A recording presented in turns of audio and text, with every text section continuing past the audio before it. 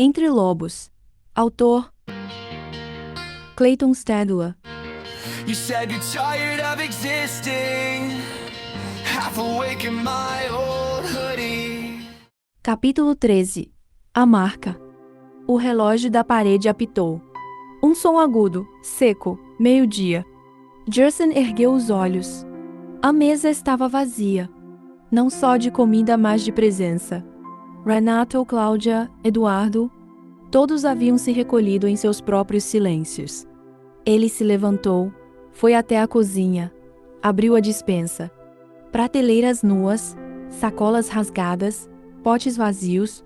O vazio tinha cheiro, um cheiro morno, de abandono e mofo. Renato observava de longe, sentado na beira do sofá, os cotovelos sobre os joelhos, o corpo quieto, mas os olhos atentos. Jerson fechou a porta da despensa com um estrondo. Nada, nenhuma de um biscoito. Renato não respondeu, seu olhar estava fixo em outra coisa. No braço de Jerson, naquela marca pinta escura, oval, levemente deslocada à esquerda do peito. Idêntica à que ele mesmo tinha. Ele olhava como quem decifra ou reconhece. Como quem já viu aquele detalhe milhares de vezes no espelho. Jerson notou o olhar. Que foi? Perguntou, sem paciência. Vai dizer que a culpa é minha agora? Renato desviou os olhos, devagar. Não, só. Pensando. Jerson bufou. Pensando não resolve a fome. Antes que Renato respondesse, o som veio, um estalo.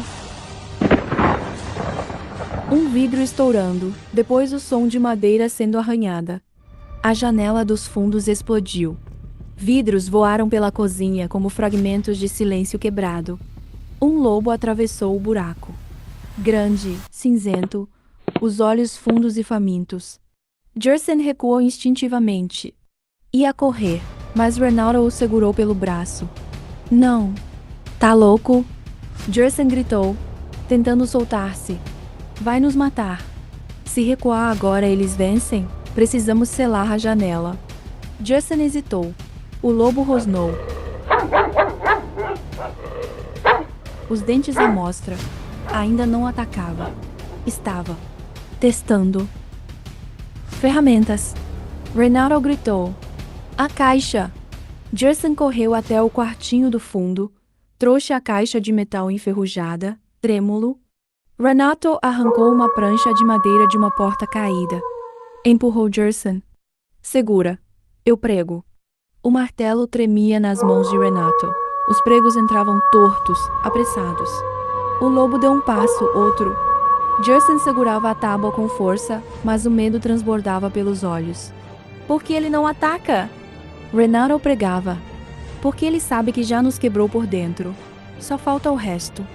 Mais 2 pregos. O buraco na janela foi coberto. Mas o lobo ainda estava ali. Entre sombras, esperando. Jerson caiu sentado, respirando pesado. Renato encostou as costas na parede. Suado, quieto, a testa encostada no braço. E então veio a lembrança. A casa era outra, mesma estrutura, mas ainda viva. Telhas inteiras, cortinas nas janelas. Chovia lá fora, torrencial, trovões estalavam como tiros. Renato era apenas o motorista. Dormia no quartinho externo. Eduardo havia viajado, congresso em outro estado. Naquela noite, ela bateu na porta. Ela, a Lisa, cabelos escuros, olhos tristes. A esposa de Eduardo. A mãe de Jerson. Desculpa incomodar, Renato. O que foi, dona Lisa? Ela tremia. Não consigo dormir. Os trovões. Renato hesitou. Ela sorriu. Um sorriso quebrado, mas sincero. Só. Fica ali no quarto. Comigo. Só hoje. Só até a chuva passar. Ele foi. Deitou do lado, sem tocar. Ficaram assim por muito tempo. Mas então veio outro trovão. Ela agarrou seu braço. Desculpa. Sussurrou. Ele virou o rosto. Ela também. E se beijaram. Foi uma única vez. Corpos cansados. Silêncios acumulados. Nenhum amor, mas algo próximo, uma fome por contato, por calor humano. Na manhã seguinte, nada foi dito. E 3 meses depois, Eduardo voltou. E 9 meses depois, nasceu Jerson. Renato nunca perguntou. Ela nunca falou, mas a marca. A mesma pinta. Aquele detalhe genético que ele carregava, e agora via em Jerson. Tão claramente. Renato abriu os olhos. Jerson o observava. O braço sangrando levemente onde a tábua havia arranhado. Você está bem? Perguntou, desconfiado. Renato assentiu. Tô. Foi só o susto. Mas algo havia mudado. O olhar que ele lançava para Jerson agora era outro, não de pena, nem de desdém. Era um olhar de reconhecimento, de pertencimento, mas ele não disse nada. Apenas se levantou. E foi até a caixa de ferramentas. Pegou mais pregos, mais tábuas. Vamos fechar as outras janelas, disse. Antes que a próxima coisa a entrar seja algo que nenhum de nós consegue mais selar.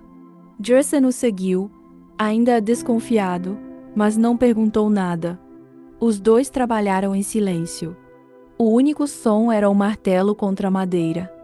E lá fora, os lobos observavam, pacientes, como se soubessem que o cerco estava apenas começando.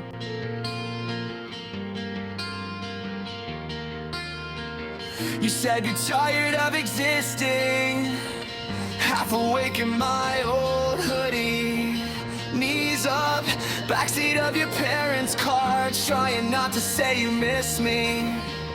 I watch your face.